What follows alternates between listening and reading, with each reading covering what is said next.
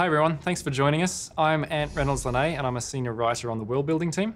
Hi there, I'm Maisie and I'm a concept artist on the world building team. And today we're going to be talking a little about Noxus. Noxus is a massive, massive, expansionist, aggressive empire. It's constantly moving its borders out. It's actually one of the biggest empires in Runeterra, as well as one of the oldest. It's also one of the most culturally inclusive places. They're constantly bringing more people into the empire, which to them adds strength to the empire.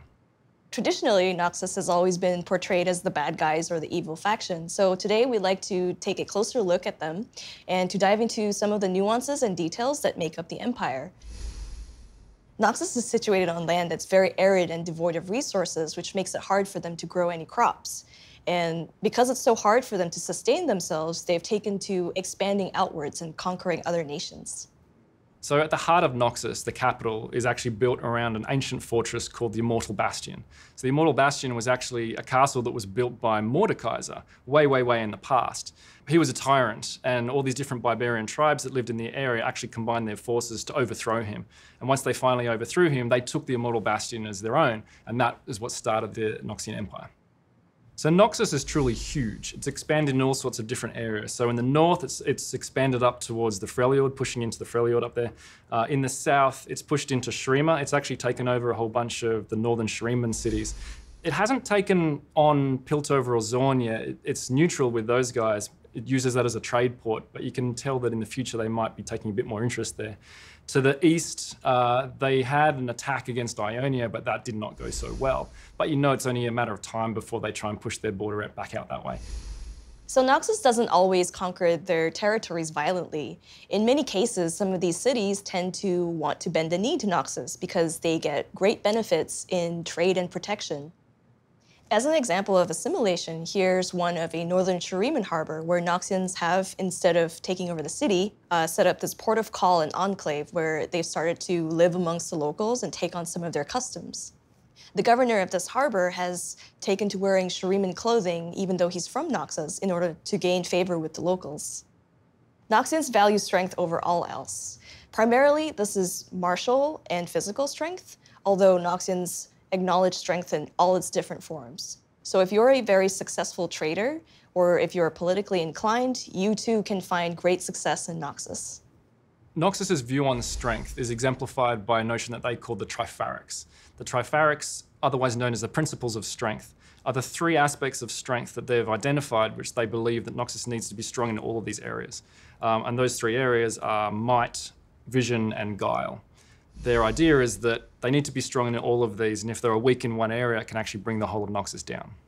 So the Tripharics is also the name given to the tri-leadership of Noxus. This was an idea that Swain has brought in. Rather than having a singular emperor, Noxus is actually led by three leaders, one each who represents one of those principles of strength. So you've got Swain, who represents vision. You've got Darius, who represents might, who is the leader of the military side of things, and an unnamed, sort of faceless figure who represents guile. Now, one of the ideas with this concept is that a single emperor can always be fallible and could bring Noxus down. But if you've got three leaders there, they can each hold each other more accountable.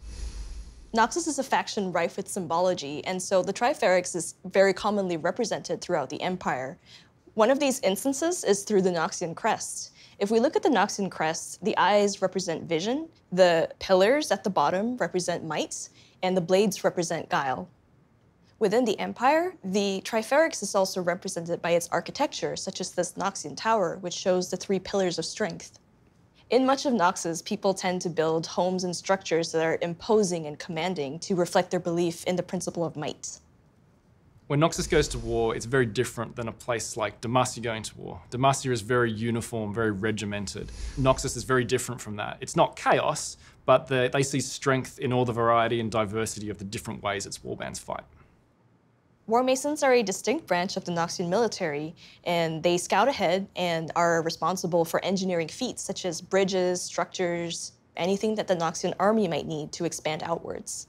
Of all the warbands, the Trifarian Legion is the most elite and the most feared. It's led by Darius himself, and they're so named to reflect the core principles of Noxus. Many warriors from the other warbands would give an arm and a leg to be part of this legion.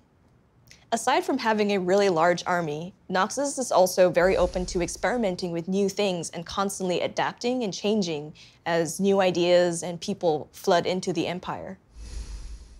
So one of the new technologies that Noxus is experimenting with are black powder weapons. And they've also been taking an interest in Piltover and Zaun due to the high levels of technology found there. Magic is also just regarded as just another powerful tool in their arsenal. So it's the kind of thing that they would be looking for different mages to bring into Noxus to hone their powers for the betterment and strength of Noxus.